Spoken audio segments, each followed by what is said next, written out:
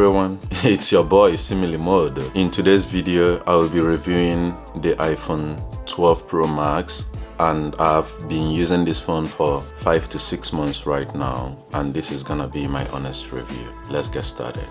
And before I continue, I will encourage you to hit the subscribe button and subscribe to see more of this type of videos on this channel, and comment on the comment section below to share your experience and the phone that you are using. I'm interested and curious to know what your user experience is on your new phone.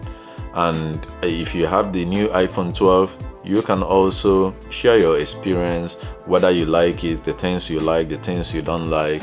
As we continue to grow this channel, you can add me on Instagram, Simile, and let's continue this journey of product review and then social discourse. So the number one thing I like about the iPhone 12 Pro Max is its design.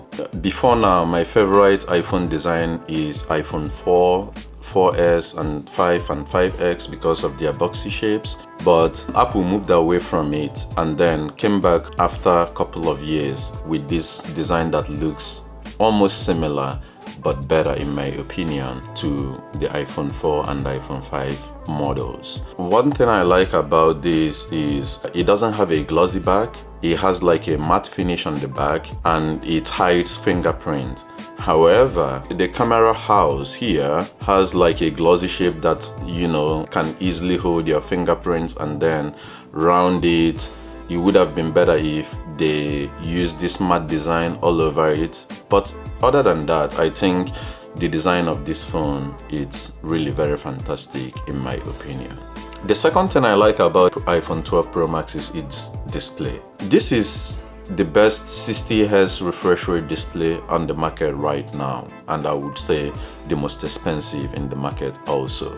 The competitors have moved higher to 120Hz display, where things are even more smooth on their device, and I really expected Apple to have moved towards that direction, but this is Apple we are talking about, so I believe they want to move away from the 60Hz display when they believe that they have perhaps a better 120Hz display that will match what the competitors have done. But overall, I think the normal user wouldn't notice any lag using this phone screen, and its color is very accurate, and the way they present it also enhances the user to have a rich experience using this screen.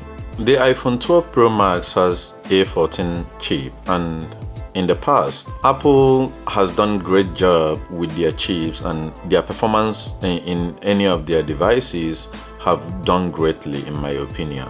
And this one on the iPhone 12 Pro Max, which is the A14 chip, is also a very, very consistent performer, I would say. I've never experienced any lag or any freezes whatsoever, and my phone basically has lasted me very well. And when I throw some heavy workloads on it, things like editing pictures in Lightroom and editing 4K videos and all that, this phone has consistently performed greatly without having any lags or freezes. So I think, in my opinion, that the iPhone 12 Pro Max is a very good performer when compared to some of its competitors in the market.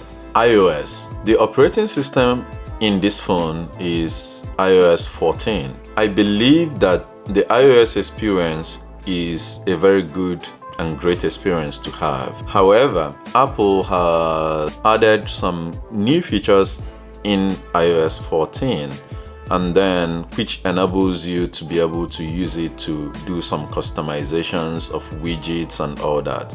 Now, when compared to its Android competitors, I think Apple still have a long way to go in terms of building more flexibility for its users to kind of gain control on how they customize their use of their phones. Now, Android competitors or Android users have more flexibility in terms of how they want to customize whatever they want to use on their phone, and Apple is still a little more restrictive in that direction. It's a very good step in the right direction that now I can have some widgets on my iPhone but when compared to the other competition out there, Apple has a long way to go or some catch up to do.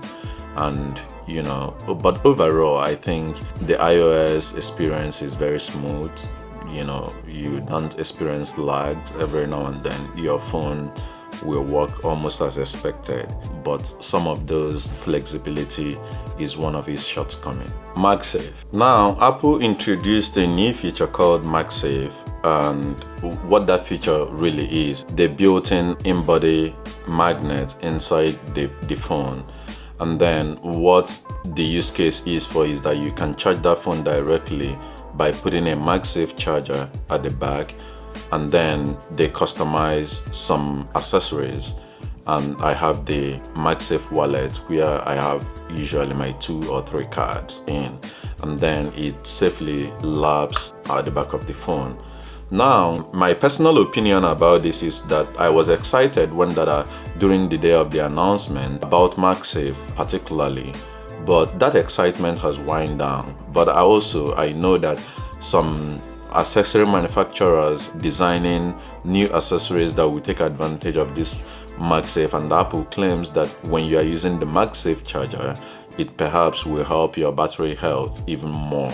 So that means that your phone, if you intend to use it for about 4 to 5 years and you are using it with MagSafe charger, I think that Apple is saying that your battery health will last you even more than when you just use the regular charging on the iPhone. So that's my feeling about the MagSafe. The only thing that I did not enjoy the day they launched this phone was when I learned at the launch that this phone will not come with any charger. I felt so sad about that, but I know that I have chargers. Obviously, I've been using iPhones for more than a decade now, so I have a lightning cable sitting at home. But I would have expected Apple to have an option where when you are buying this phone, if you want to get a charger, they can give it to you for free, considering that you are paying $1,100 to be able to be using this phone. So that's part of the things that I didn't like, that I still do not like till today about the phone. 5G. Apple spent a lot of time convincing its users during the launch of these new phones that these phones have the capability to deliver 5G network. In my user experience, while that is true, it is not doing that consistently. And I think that the reason why it is so is that 5G generally in America, it's at still its inception stage, I would say. And I believe that as that continues to grow and enhance, users will perhaps begin to experience a more consistent 5G delivery in terms of their network. But overall, I think browsing speed on this phone is blazingly fast, and you will not really experience anything that will slow your browsing experience down. Now, battery. The iPhone 12 Pro Max, in my opinion, have a very fantastic battery life, and I have used this about 5 to 6 months now, and I have only charged my phone just once a day during the night, and then I take my phone, use it the whole day. I don't bother about thinking about charging and all that, and the battery has lasted me consistently over my user experience here. So I believe that, in my opinion, that iPhone battery still gives you the value that you pay for these phones, and you don't need to worry too much about using it, about the battery life entirely. It will serve you well. Now let's talk about camera. As expected, Apple has had a very fantastic reputation when it comes to the cameras that they put on their phone, and this phone, even in my opinion, raises that bar. This camera setup has 3 cameras, LiDAR sensor, and then the flash that will boom it. Now this phone is 12 megapixel, but what interests me is that Apple has also, in addition to their easy to use camera interface, added LiDAR sensor towards it to take advantage of maybe situations that people want to take pictures in the dark. The LiDAR sensor, through its artificial intelligence, will communicate to the camera setup and then you wouldn't even know when the picture is taken that this picture was taken in a pitch black environment because of that artificial intelligence in LiDAR. And Apple also have considered professional photographers and then added what they called Apple Pro RAW. And basically this gives more control to people who wants to manually set and shoot their pictures, and then during the post-processing they have even files that are a little larger but then have more details to work with during their editing. So in my opinion, I think that Apple has consistently made its users very happy with their camera setup, and I think in my user experience it still boils down to the easy to use camera and then generally the quality of the pictures that these phones produce. In conclusion, I think that the iPhone 12 Pro Max is a very great phone, having used it for about 5 to 6 months right now, and I believe that it's not a perfect phone. To be honest, I would have wanted 120 Hz display. I would have wanted the stainless steel around it that traps fingerprints, to have the matte finish around that it has on the back.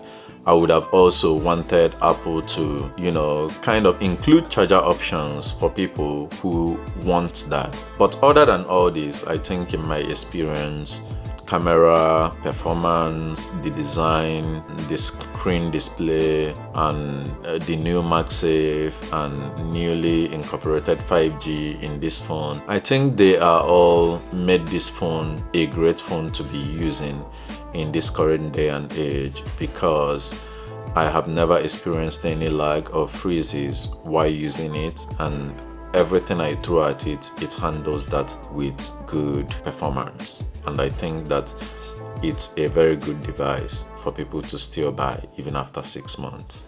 Thank you.